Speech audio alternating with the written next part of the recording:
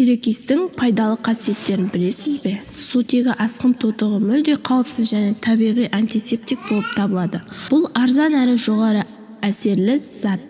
Әр адамның дәрі қобдишасында болуы тиіс. Сутегі асқын тотығы ерітіндісінің көмегімен тек жарақаттарды залалсыздандырып қана қоймай, оны дәстүрлі емес мақсаттарда да қолдануға болады екен. Ол үшін 3% сутегі перекисті қолданылады. Оны кез келген дәріханада оңай табасыз. Видеоны соңына дейін қараңыздар. Керекті арнама тіркеліп, лайк басып, қоңыраушаны басып кетіңіздер.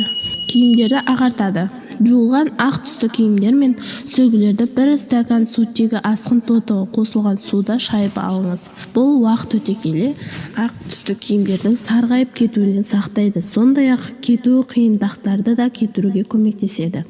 Ол үшін дақ тиген жерге азырақ ерітіндіден жағып қойып, бірнеше минуттан кейін щеткамен ысқылап жуып, салқын сумен шайыңыз. Аяқтағы саңырауқұлақты емдейді.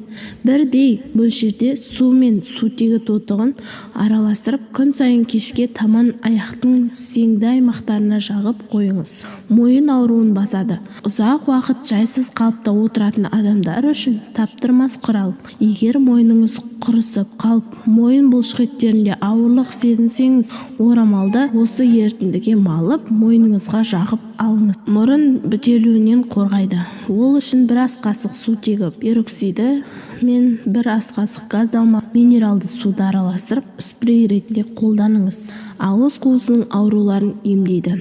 Ауыз қуысындағы жара ауруларды емдеу үшін 10 мг сутегі тотығын аузыңызға құйып, 5 минут ұстаңыз. Жұтып қоюға болмайды. Осылайша сіз ауыз қуысын тазалап қана қоймай, тісіңізді бірнеше тонға ағартып, тіс қағының пайда болуына сақтайсыз. Дүкенде сатылатын ауыз қуысын шаюға арналған құралдардың орнына ерітіндіні пайдаланған дұрыс.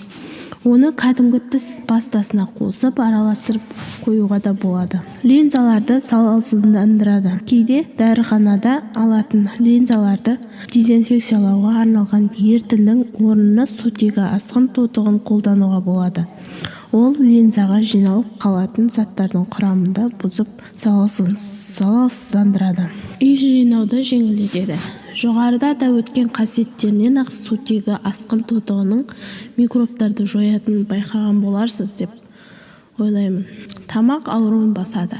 Тамағыңыз қатты ауырып жатқанда 1-2 ас қасық жылы сумен 1-4 ас қасық сутегі асқын тотығын араластырып, жақсылап тамағыңызды шайыңыз. Сутегі асқын тотығы ауру туғызатын бактерияларды жоятындықтан, осылай тамақты шаю арқылы тұмаудан жөтелден құтыласыз.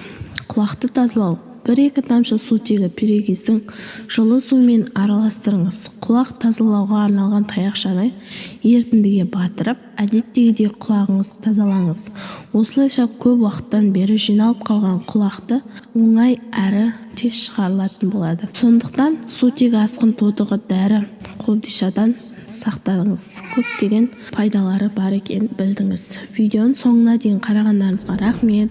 Тіркеліп, қоңыраушаны басып кетіңіздер. Керекті көптеп видеолар салып отырамын.